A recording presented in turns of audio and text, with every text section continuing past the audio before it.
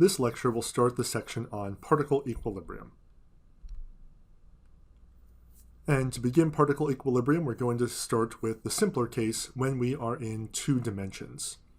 So we're going to build on what we did in the last section where we learned about operating on vectors.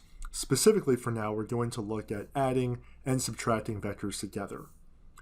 So the general premise we're going to use is that we're going to look at particular vectors for much of this class being force vectors acting on objects. And we know from Newton's second law that if we sum all the forces acting on an object, it's equal to the mass of the object times its acceleration.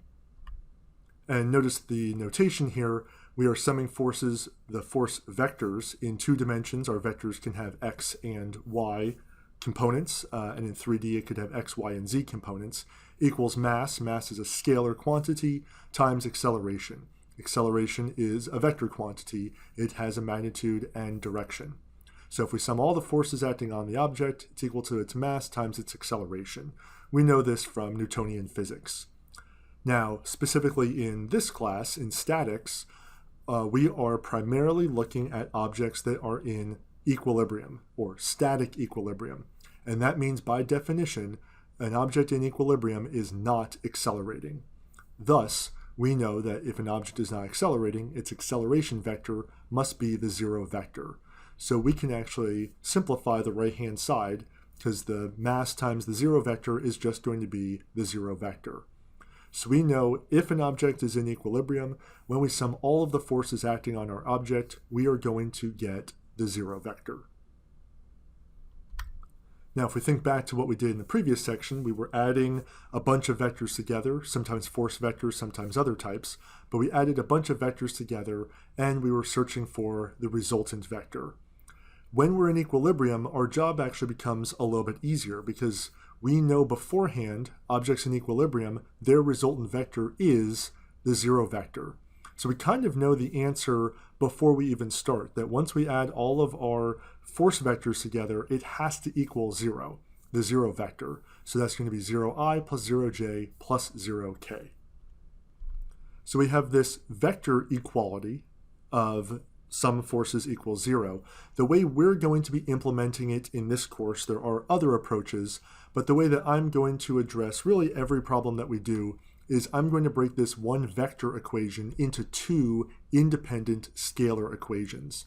So again, keeping in mind that the 0 vector is actually 0i plus 0j, I can independently write 2 scalar equations.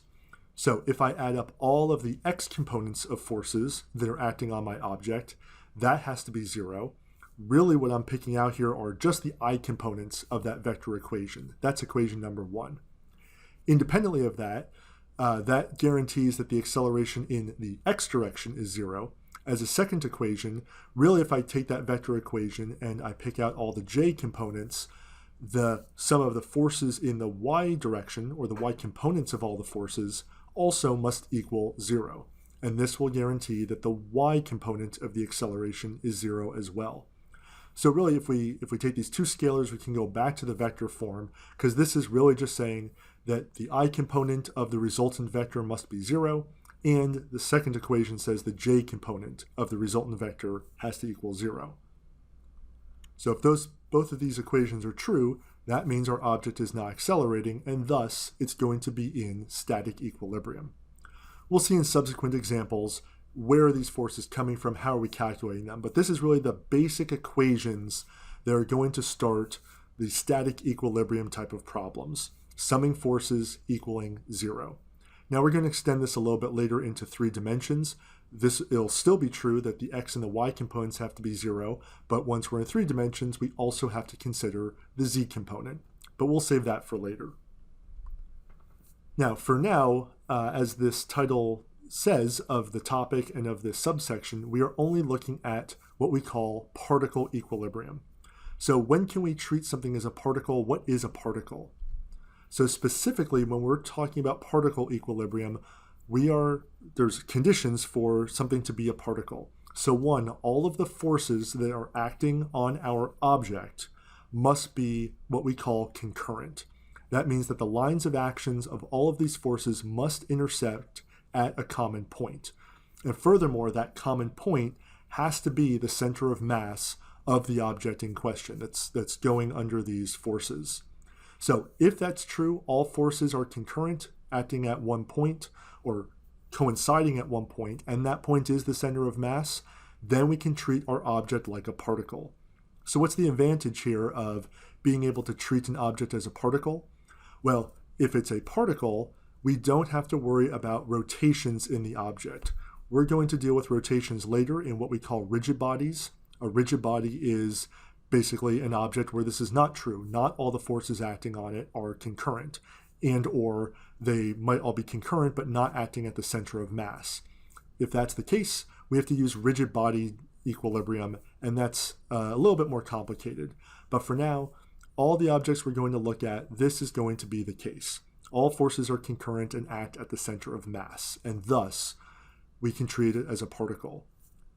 And once more, what does that mean? If something can be treated as a particle, we can guarantee that it's going to be in static equilibrium if the sum of forces acting on it equals 0.